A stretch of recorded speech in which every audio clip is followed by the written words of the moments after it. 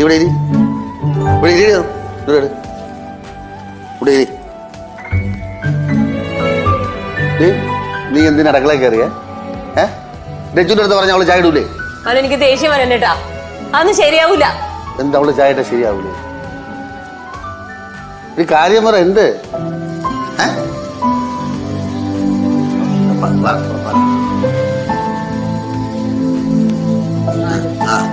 നമുക്ക് ഈ കുട്ടി വേണ്ടെന്ന് വെക്കാം.